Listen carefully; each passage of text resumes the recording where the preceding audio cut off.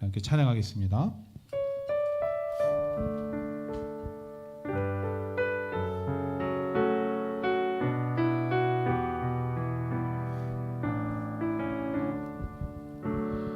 예수로 나의 구주 삼고 성령과 피로써 거듭나니 내 세상에서 내 영혼이 하늘의 영광 누리도다. 이것이 나의 간증이요 이것이 나의 찬송일세. 나 사는 동안 끊임없이 구주를 찬송하리로다. 온전히 주께 맡긴 내 영 사랑의 음성을 듣는 중에 천사들 왕래하는 것과 하늘의 영광 보리로다. 이것이 나의 간증이요 이것이 나의 찬송일세.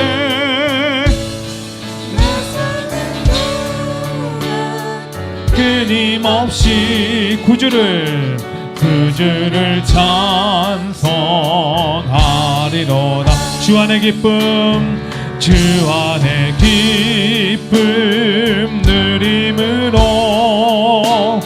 마음의 풍랑이 잔잔하니 세상과 나는 간 곳 없고 구속한 주만 보이도다. 이것이 나의 간증이요 이것이 나의 찬송일세. 나 사는 동안 끊임없이 구주를 찬송. 우리 3절만 다시 합니다. 주 안의 기쁨 누림으로 주 안의 기쁨 누림으로 마음의 풍랑이 잔잔하니 세상과 나는 간 곳 없고 구속한 주만 보이. 이것이 나의 간증이요 이것이 나의 찬송일세. 나 사는 동안 끊임없이 구주를 이것이 나의 간증입니다.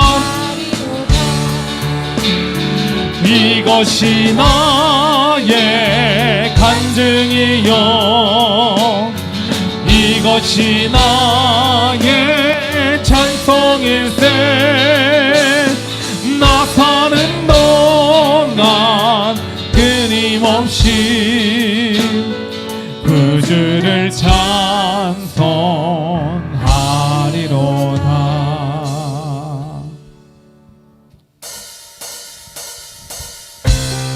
우리 힘있게 박수치며 주님 앞에 찬양합니다. 정말 이 땅의 부흥과 변화가 나로부터 시작되기 원하며 꿈꾸며 함께 결단하며 찬양하며 나아갑니다. 저 높은 하늘 위로 밝은 태양 떠오르듯이 난 주저앉지 않으리. 어떤 어려움에도 주의 길을 선택하리. 빛 가운데로 걸으리.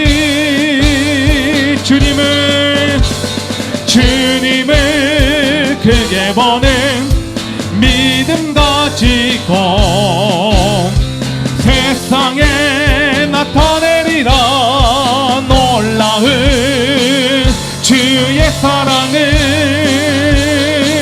주의 꿈을 안고 주의 꿈을 안고 일어나리라 선한 능력으로 일어나리라 이 땅의 부흥과 회복은 바로 나로부터 시작되리 주의 꿈으로 일어나리라 선한 능력으로 일어나리라 이 땅의 부흥과 회복은 바로 나로부터 시작되리 한 번 더 저 높은 하늘 위로 저 높은 하늘 위로 밝은 태양 떠오르듯이 난 주저앉지 않으리 어떤 어려움에도 주의 길을 선택하리 빛 가운데로 걸으리 주님을 크게 보는 믿음 가지고 세상에 나타나는 주의 사랑을 주의 꿈을 안고 일어나리라 선한 능력으로 일어나리라 이 땅의 부흥과 회복은 바로 나로부터 시작되리 주의 꿈을 안고 일어나리라 선한 능력으로 일어나리라 이 땅의 부흥과 회복은 바로 나로부터 시작되리 또 이렇게 찬양합니다 메마른 나의 심령이에 주님의 은혜에 담비 내려 나를 흠뻑 적셔 주옵소서 주의 권세 주의 능력 지금 이 시간이 마셔서 악한 권세 모두 깨뜨리고 주님 나라 임하소서 영광 할렐루야 예수의 그 피가 내게 승리 주네 구원이 되시네 영광 할렐루야 예수의 이름이 능력되네 소망이 돼 성령이여 임하소서 성령이여 임하소서 메마른 나의 심령이에 주님의 은혜에 담비 내려 나를 흠뻑 적셔 주옵소서 주의 권세 주의 능력 지금 이 시간이 마셔서 악한 권세 모두 깨뜨리고 주님 나라 임하소서 영광 할렐루야 예수의 그 피가 내게 승리 주네 구원이 되시네 영광 할렐루야 예수의 이름이 능력되네 소망이 되시네 우리 하나님 앞에 큰 영광의 박수 드립니다 감사합니다 주님 특별히 우리가 하나님의 자녀된 것이 얼마나 큰 축복이냐면 하나님은 우리를 사랑하시기 때문에 사랑하는 자녀 삼으셨기 때문에 결코 홀로 두지 않는다는 것입니다. 늘 우리와 함께 하시고 지키시고 보호하시는 그 하나님의 은혜를 믿음으로 바라보며 찬양할 수 있도록 하겠습니다.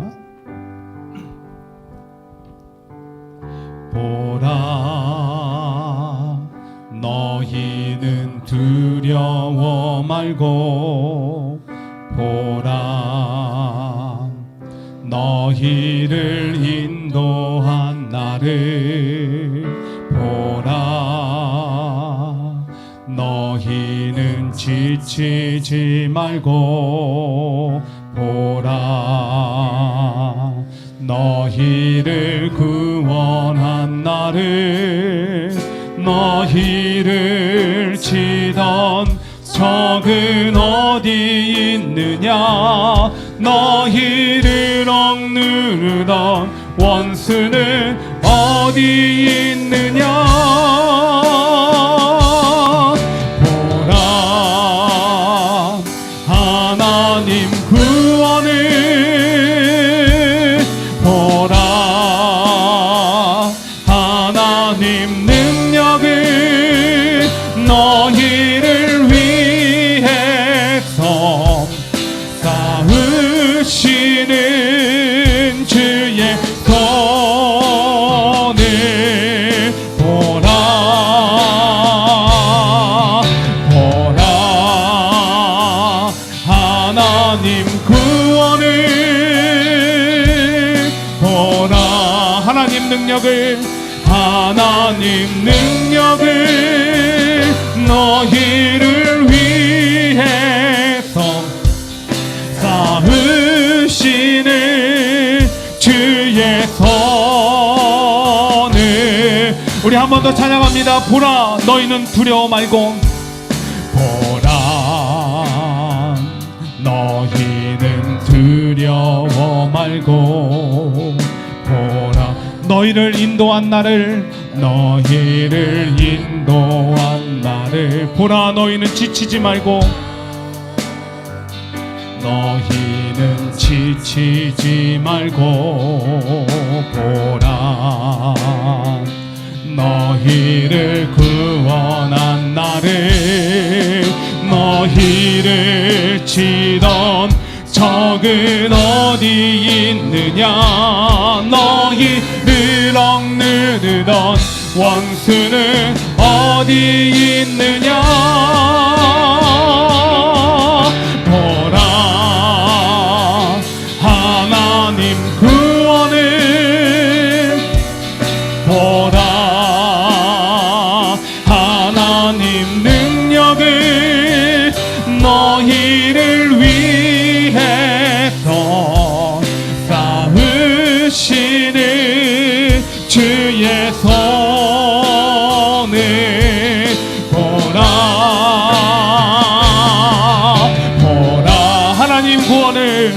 하나님 구원을 보라 하나님 능력을 너희를 위해서 싸우시는 주의 손을 우리 함께 예배를 위해 잠시 기도합니다. 하나님 아버지 예배 가운데 역사해 주시고 그 구원의 손길을 우리가 보게 하시며 경험하는 복된 예배 되게 하여 주시옵소서. 오늘까지 내가 살아온 것이 내가 살아있음이 이 자리에 있는 것이 그것 자체가 간증이고 하나님의 살아계신다는 것의 증거가 됩니다.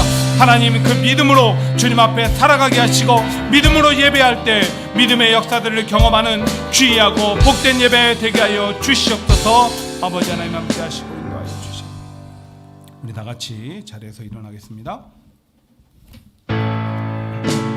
이곳에 오셔서 이곳에 앉으소서 이곳에서 드리는 예배를 받으소서 주님의 이름이 주님의 이름만이 오직 주의 이곳에 있습니다. 주님의 임재에 온 땅은 들리고 우리 기도에 하늘문 여시네 온 민족과 열방 주께 경배해 영원히 보좌에 계신 함께 한 번 더 주님의 임재에 온 땅은 들리고 기도에 하늘 문 여시네. 온 민족과 열방 주께 경배해. 영원 영원히 저희 어린 양께.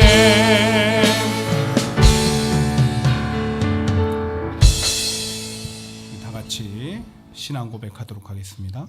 전능하사 천지를 만드신 하나님 아버지를 내가 믿사오며 그 외아들 우리 주 예수 그리스도를 믿사오니 이는 성령으로 잉태하사 동정녀 마리아에게 나시고 본디오 빌라도에게 고난을 받으사 십자가에 못 박혀 죽으시고 장사한 지 사흘 만에 죽은 자 가운데서 다시 살아나시며 하늘에 오르사 전능하신 하나님 우편에 앉아 계시다가 저희로서 산자 죽은 자를 심판하러 오시리라.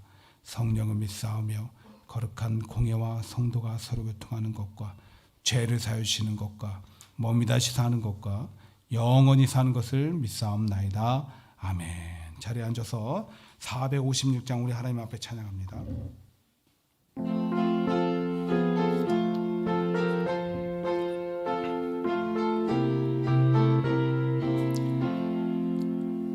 거친 세상에서 실패하거든 그 손목 자국 만져라.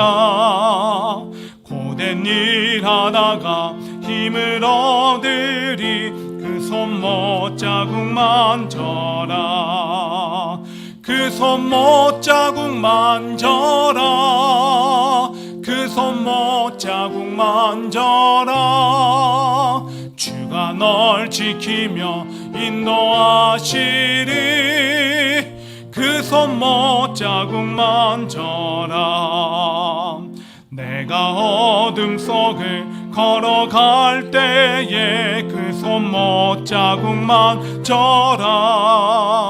주가 참 평안을 내게 주시리. 그 손목 자국 만져라. 그 손목 자국 만져라. 그 손목 자국 만져라. 주가 널 지키며 인도하시리. 그 손목 자국 만져라. 내가 부활의 주 따라가려면 그 손목 자국 만져라. 내가 주 안에서 길이 살리라. 그 손목 자국 만져라. 그 손목 자국 만져라. 그 손목 자국 만져라. 주가 널 지키며 인도하시리. 그 손목 자국 만져라. 너의 죄악의 짐 무거울 때에 그 손목 자국 만져라. 마음은 열고서 주를 모셔라. 그 손목 자국 만져라. 그 손목 자국 만져라. 그 손목 자국 만져라. 주가 너 하시리. 그 손목 자국 만져라. 서은지 집사님 예배를 대표해서 기도해 주시겠습니다.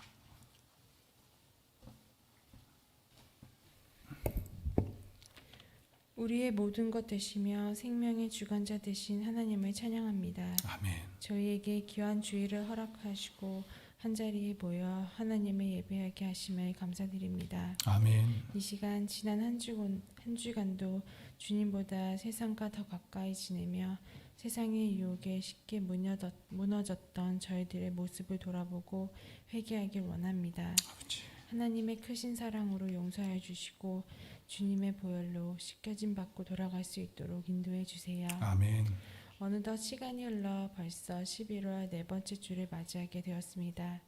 모든 것이 주님의 은혜이고 주님이 함께 하심에 저희 모두가 이런 상황에도 무사함을 믿습니다. 아버지. 우리가 살아가는 지금 이 순간들 주어진 시간과 기회들을 헛되이 보내지 않게 하시고 주님께서 주시는 은혜의 복을 믿음으로 받고 날마다 감사하는 삶이 되길 원합니다. 아멘.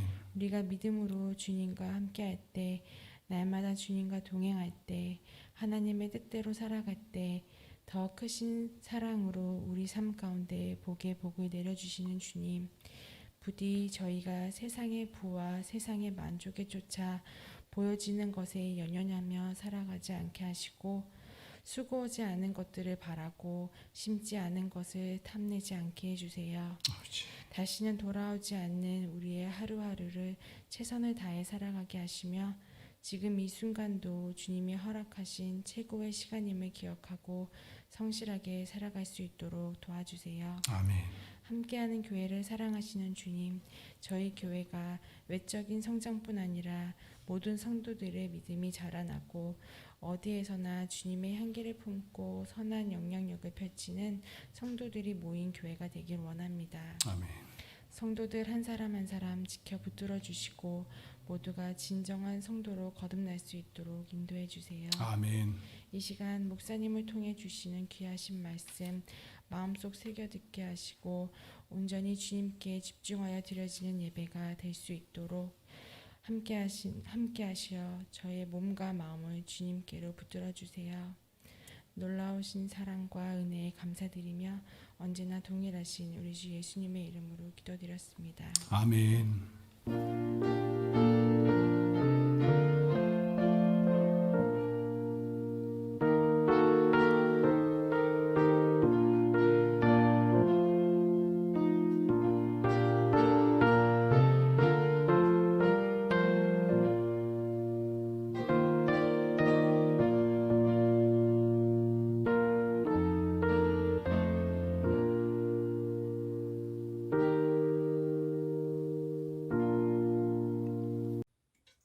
할렐루야. 사랑하는 성도님들, 우리 먼저 서로의 안부를 묻고 인사를 나눕니다. 잘 지내셨죠?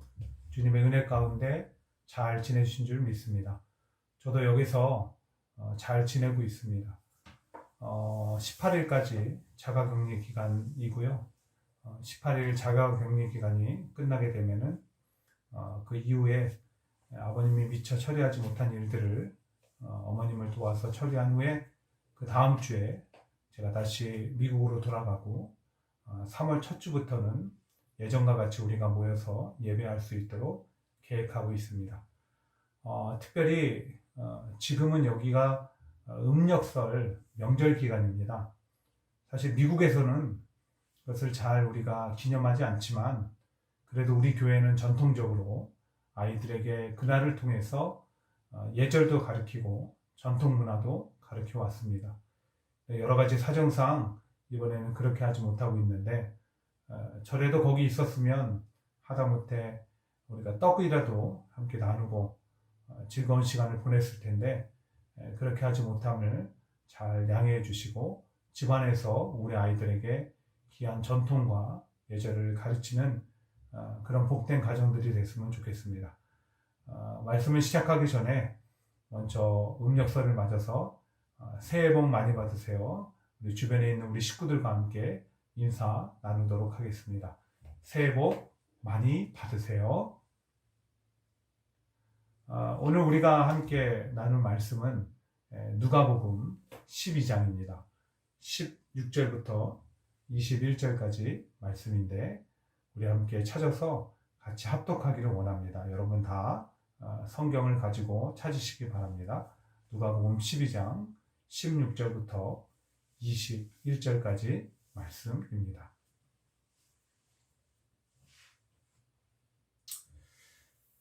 우리 같이 읽어보도록 하겠습니다. 또 비유로 그들에게 말하여 이르시되 한 부자가 그 밭에 소출이 풍성하매 심중에 생각하여 이르되 내가 곡식 쌓아둘 곳이 없으니 어찌할까 하고 또 이르되 내가 이렇게 하리라 내 곡간을 헐고 더 크게 짓고 내 모든 곡식과 물건을 거기 쌓아두리라. 또 내가 내 영혼에게 이르되 영혼아 여러 해 쓸 물건을 많이 쌓아두었으니 평안히 쉬고 먹고 마시고 즐거워하자 하리라 하되 하나님은 이르시되 어리석은 자여 오늘 밤에 내 영혼을 도로 찾으리니 그러면 내 준비한 것이 누구의 것이 되겠느냐 하셨으니 자기를 위하여 재물을 쌓아두고 하나님께 대하여 부여하지 못한 자가 이와 같으니라. 아멘. 오늘도 하나님께서 예배하신 은혜가 예배하며 말씀을 듣는 모든 우리 함께하는 교회 성도들의 심령과 가정들 위해 충만하게 임하시기를 간절히 주님의 이름으로 소망합니다. 현재 전 세계에는 약 70억의 인구가 살고 있습니다. 그리고 저마다 다른 모습으로 살아갑니다. 한마디로 70억 인구 가운데 같은 사람은 하나도 없다는 것입니다. 그도 그럴 것이 저마다 성장 배경도 다르고 또 살아가는 환경과 문화도 다르기 때문에 같을 수가 없지요. 그저 우리가 서로의 다름을 존중하고 또 같은 문화권에 속한 또 인종들끼리 모여 살며 이해하고 위로하며 사는 것이 그것이 전부입니다. 그런데 하나님께서는 이 세상을 살아가는 모든 크리스천들을 향해서 한 가지 통일된 삶의 모습을 원하고 계십니다. 어디에 살고 있든지 어느 문화권에 살고 있든지 혹은 어느 인종이든 간에 하나님이 원하시는 크리스찬의 모습은 하나입니다. 그것은 바로 하나님을 삶의 주인으로 모시고 그 뜻대로 살아가며 하나님의 기쁨이 되는 삶입니다. 그래서 맨하탄 리디머 처치의 팀 켈러 목사님은 자신의 책 정의란 무엇인가에서 이런 이야기를 하셨습니다. 많은 그리스도인들이 은혜를 더 중시하고 정의를 부수적인 것으로 여깁니다. 그러나 은혜와 정의는 분리되지 않습니다. 우리는 은혜로 구원을 받습니다. 그리고 구원받은 우리는 이제 정의를 실천해야 합니다. 여기서 말하는 정의라는 것은 단순히 세상이 옳다라고 하는 그런 일들만을 얘기하는 것은 아닙니다. 바로 하나님께서 옳다 하시는 그런 일을 얘기하는 것입니다. 곧 구원받은 성도의 최우선 과제는 하나님이 옳다고 하시는 일들을 세상 가운데서 행하는 것이라는 것입니다.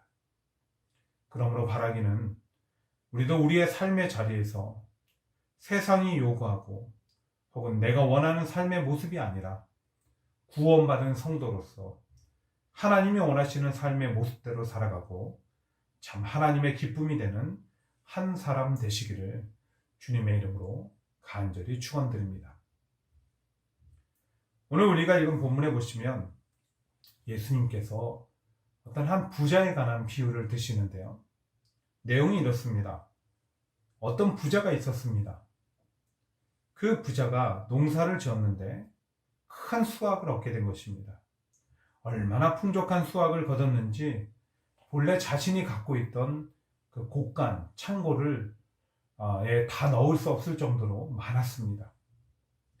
그래서 이 부자는 결심을 하기를 기존에 자신이 가지고 있던 곡간을 헐어서 더 크게 곡간을 짓고 거기에 수확한 곡식을 하나도 남김없이 다 채워 넣겠다는 그런 계획과 결심을 하게 됩니다.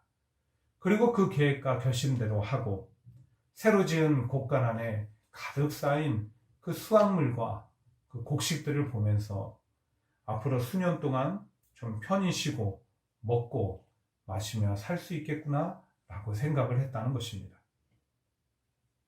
누구나 쉽게 이해할 수 있는 이야기입니다. 그리고 그의 행동에는 딱히 이상한 것이 보이지 않습니다. 왜냐하면 누구든 그런 상황이 되면 비슷한 결정을 할 것이기 때문입니다. 그런데 예수님은 그 부자를 오늘 어리석다 평가하십니다.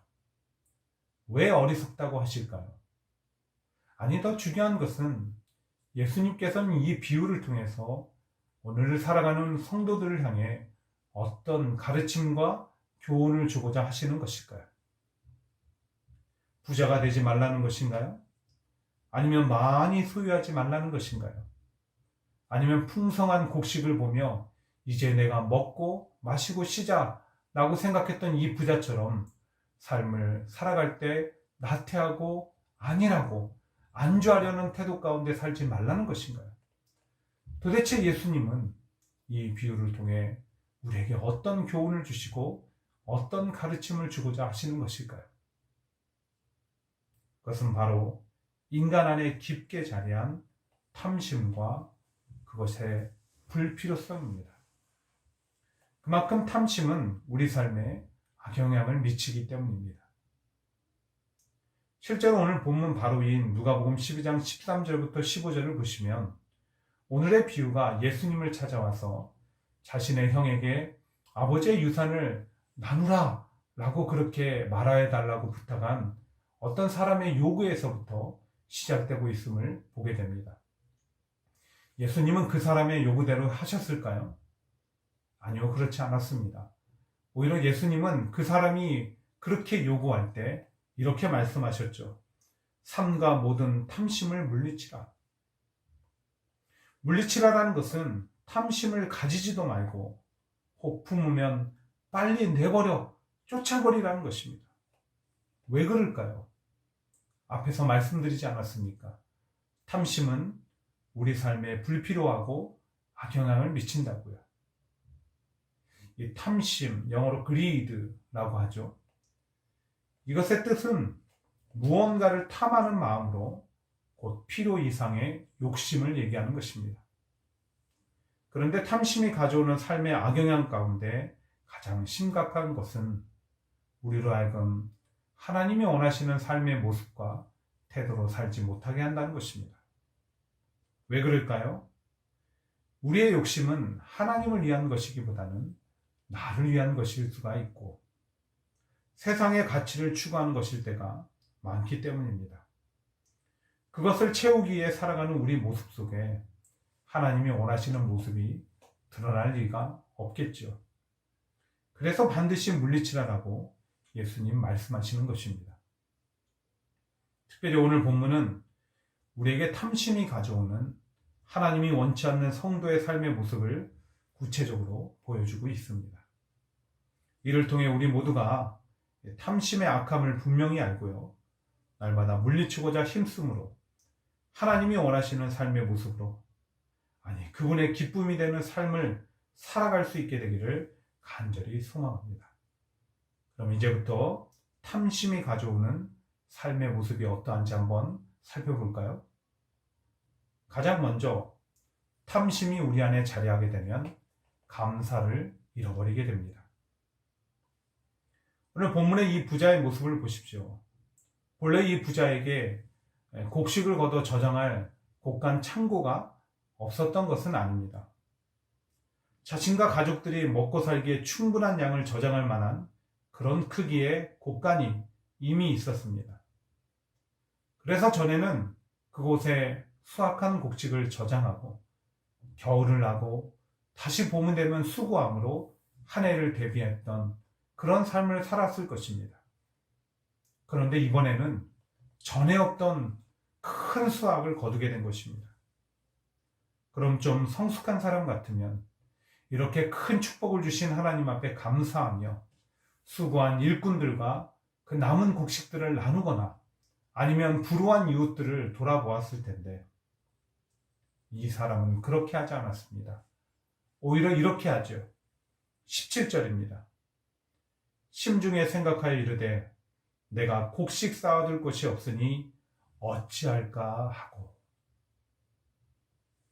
곡식을 쌓아둘 일에 염려하고 걱정하고 근심하기 시작한 것입니다. 이처럼 탐심은 우리 삶에 마땅히 있어야 할 감사를 잃게 하고 대신 그 자리를 염려와 걱정과 근심으로 채우게 합니다. 정말 없어서 부족해서 하는 염려나 걱정, 근심이 아니라 이미 충분한데 족한 줄을 모르고 더 가지고 싶은 욕심에 사로잡히게 하는 그런 염려고 걱정이고 근심인 것입니다. 여러분 혹 우리 안에 그런 모습은 없습니까? 그런데 탐심은 근심, 염려, 걱정만 하게 하는 것이 아니라 우리 입술에 불평, 불만, 원망, 때로는 화를 불러일으키기도 합니다. 실제로 민수기 11장 4절에 보시면 이런 증언이 나옵니다. 그들 중에 섞여 사는 다른 인종들이 탐욕을 품음에 이스라엘 자손도 다시 울며 이르되 누가 우리에게 고기를 주어 먹게 하랴. 여기서 말하는 다른 인종이라는 것은 이스라엘이 출애굽할 때 모세의 지도 아래에 나오지 않습니까? 그런데 그 가운데서 이스라엘 민족이 아닌데 그저 따라 나왔던 어떤 인종들이 또 민족들이 있었다는 것입니다. 근데 그들이 고기를 먹여달라고 하나님과 모세를 원망하자 이스라엘 백성들도 같이 원망하고 불평하기 시작했다는 거예요. 그런데 여러분, 그들이 그 당시 굶고 있었습니까? 아니, 그렇지 않습니다. 하나님께서 날마다 그들에게 필요한 만나를 내려주고 계셨습니다. 굶지 않고 풍족한 은혜를 누리고 있었어요. 그것도 약속을 따라 나온 이스라엘 민족이 아니라 다른 민족들에게까지도 하나님은 동일한 은혜를 부어주고 계셨습니다. 그러나 그들은 하나님과 모세를 원망했어요. 받아 누리는 것보다, 가지고 있는 것보다 없는 곳에 마음을 빼앗겨서 곧 욕심, 탐심으로 인해서 하나님 앞에 감사하기보다는 오히려 불평하고 불만하고 분노하고 원망에 넘쳐나게 되었다는 것입니다. 사랑하는 여러분, 오늘 우리가 하는 염려나 근심이나 걱정의 원인이 무엇인지 한번 돌아보십시오. 왜 불평하고 불만하고 분노하고 원망이 가득할까요? 왜 사람들과 갈등하게 되는 것입니다. 내 안에 가득한 욕심, 불필요한 욕심, 헛된 욕심, 곧 탐심 때문인 것입니다. 그 때문에 얼마나 불행하고 화평이 없는 삶을 하루하루 살아가고 있는지 모릅니다. 바라기는 오늘 내 자신을 점검하여 불필요한 욕심, 우리 안에 탐심을 버리게 되기를 원합니다. 만족함이 없는 탐심을 버리게 되기를 원합니다. 대신 오늘도 흡족한 은혜를 주시는 하나님 앞에 감사하는 그 감사가 회복되는 저와 여러분 되시기를 간절히 주님의 이름으로 축원드립니다. 두 번째로 탐심은 죄를 짓는 원인이 됩니다. 죄의 원인. 앞서 언급한 대로 오늘 이 부자는 탐심으로 인해서 감사를 잃어버렸고 자연스럽게 풍성한 수확을 이웃과 나누는 선한 모습도 나타내지 못했습니다.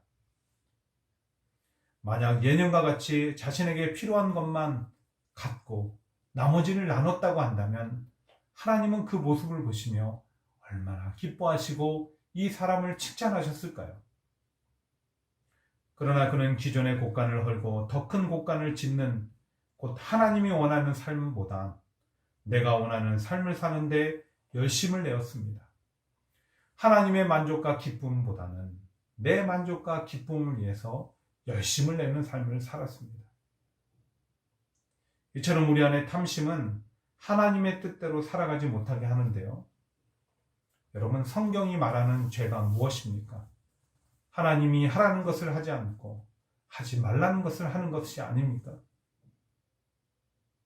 그런데 그 불순종의 죄를 만드는 원인이 어디에 있다고요? 탐심이라는 것입니다. 야고보서 1장 15절도 그 사실을 분명히 밝혀줍니다. 욕심이 잉태한 즉 죄를 낳고 죄가 장성한 즉 사망을 낳느니라. 그리고 성경을 통해 그 가득한 욕심, 그것도 아주 헛되고 지나친 욕심, 탐심이 죄의 원인이 되는 예는 우리가 많이 찾아볼 수 있습니다. 쉽게 찾아볼 수 있어요. 가장 대표적인 것이 아마 아담과 하와의 선악과 사건이 아닐까 생각합니다.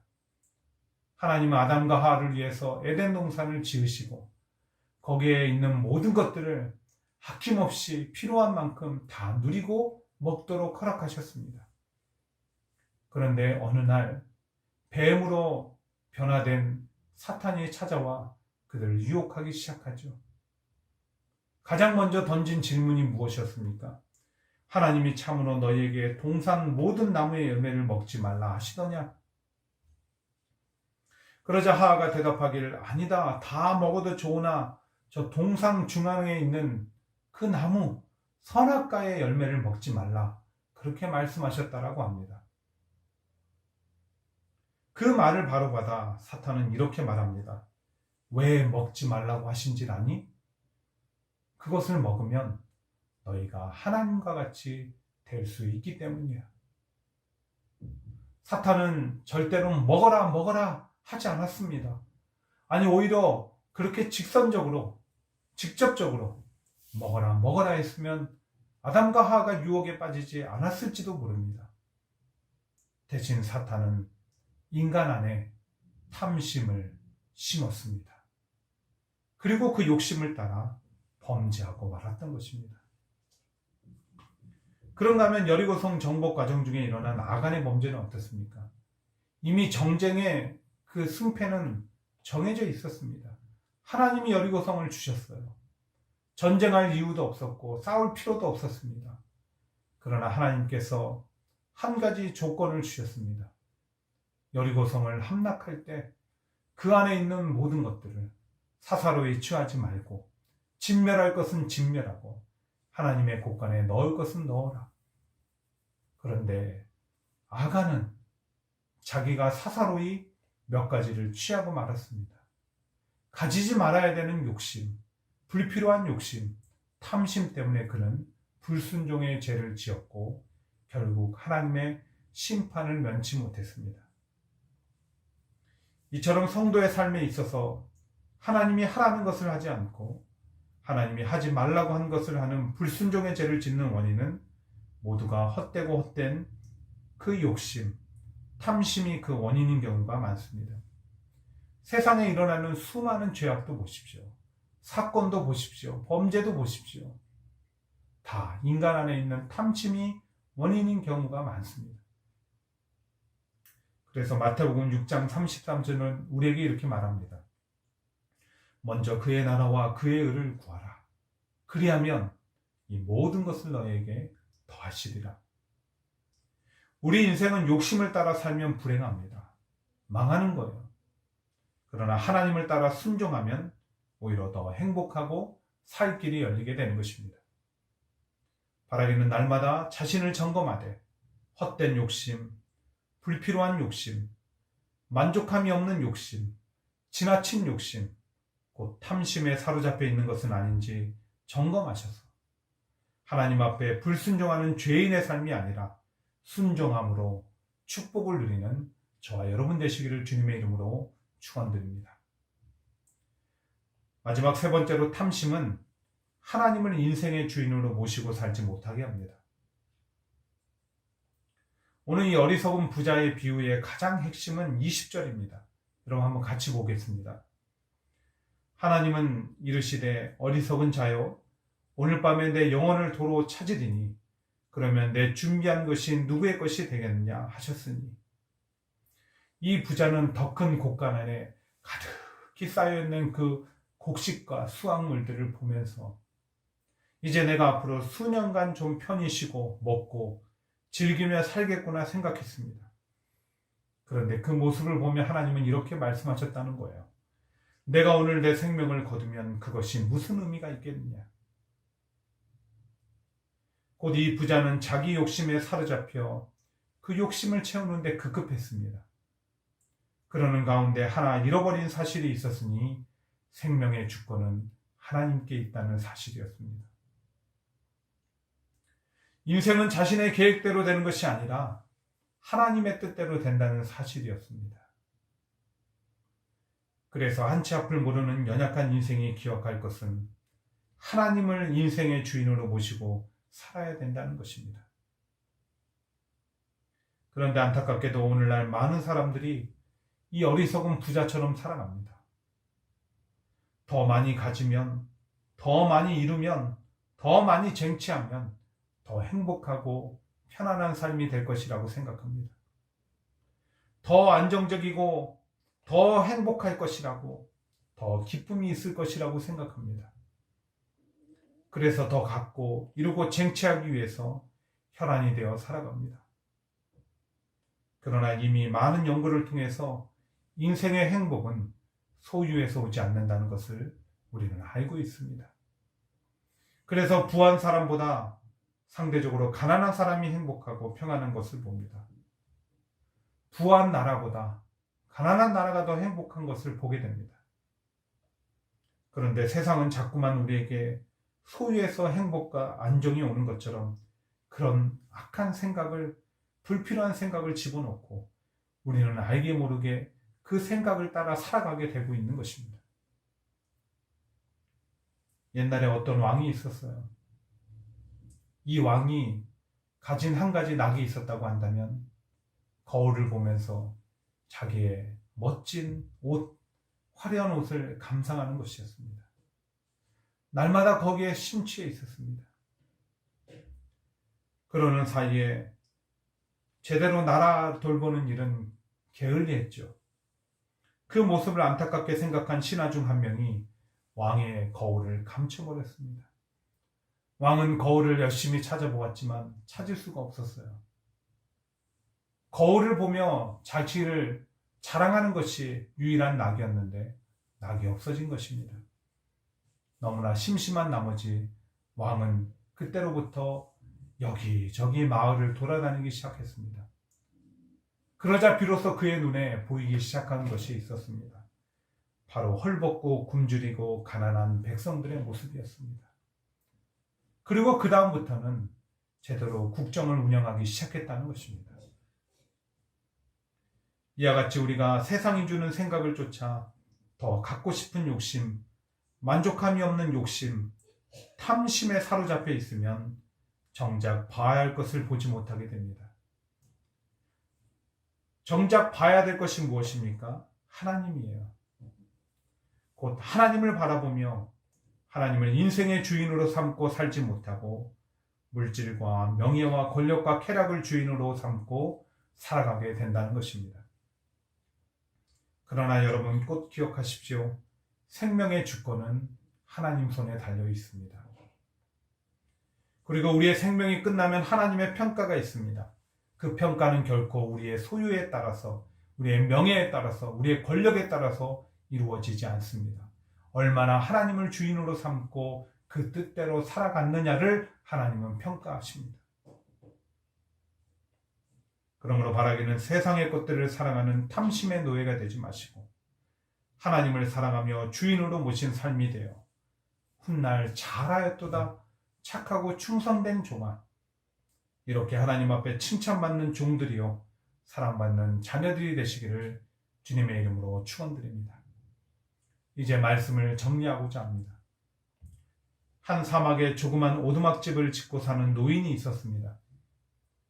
그곳에는 맑은 샘물과 우거진 야자수가 있었습니다. 노인은 그저 지나가는 여행객들에게 그 샘물을 퍼주며 마시게 하는 것을 유일한 낙으로 삼고 기쁨으로 삼고 살아갔습니다. 그러던 어느 날 어떤 한두 명의 여행객이 그 물을 감사히 먹고 감사의 뜻으로 동전을 한두 푼 주기 시작한 거예요. 그런 사람들이 점점 늘어나자 이 노인 안에는 욕심이 생기기 시작했습니다. 그리고 그 다음부터는 노골적으로 그 샘물을 돈을 주고 팔기 시작한 거예요. 그러던 어느 날이었습니다. 노인이 보니까 샘물이 제법 많이 줄어져 있는 거예요. 생각하기를 야자수가 샘물을 다 빨아들여서 그렇게 되었구나 생각을 하게 됐습니다. 그리고 단숨에 그 야자수를 베어버렸죠.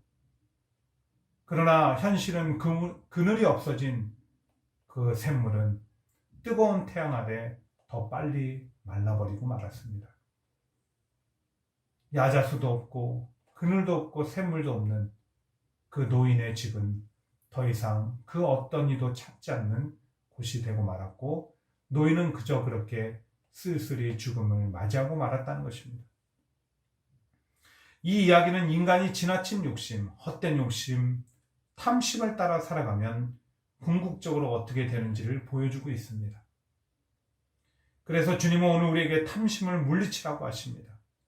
하나님의 십계명 제일 마지막에 내 이웃의 것을 탐하지 말라라고 하셨습니다. 탐심은 우리를 불행하게 하고 결국 멸망의 길로 이끌기 때문입니다. 무엇보다도 하나님과 우리 사이에 올바른 관계를 맺지 못하게 합니다. 사랑하는 여러분, 이제 다가오는 수요일부터는 사순절이 시작됩니다. 우리를 위해 하나님의 뜻 앞에 온전히 순종하고 낮고 낮은 이 땅에 오신 예수님, 모든 것을 내려놓고 가장 연약한 인간의 몸을 입고 오사 죽기까지 복종하신 예수님, 그 예수님 때문에 구원받아 살게 된 우리가 이 사순절 기간을 지나면서 예수님을 기억하고 묵상하고 또 그 마음을 품고 동행하며 우리 안에 헛된 욕심, 거짓된 욕심, 만족함이 없는 욕심, 탐심을 물리치게 되길 바랍니다. 그리하여 감사가 회복되고 하나님 앞에 더욱 순종하며 무엇보다 하나님을 인생의 주인으로 모시고 살아가며 그분이 우리에게 허락하시는 참된 행복과 평안 그리고 축복을 날마다 누리시기를 간절히 축원드립니다.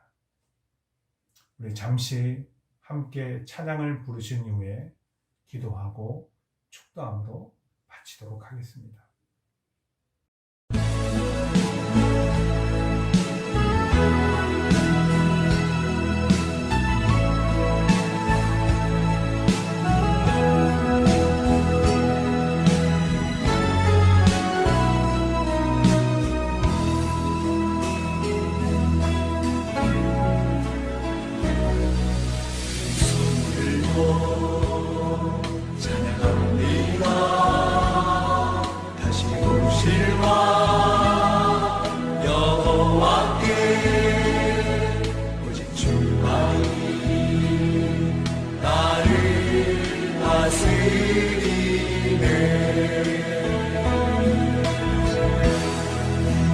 주님만을 섬기리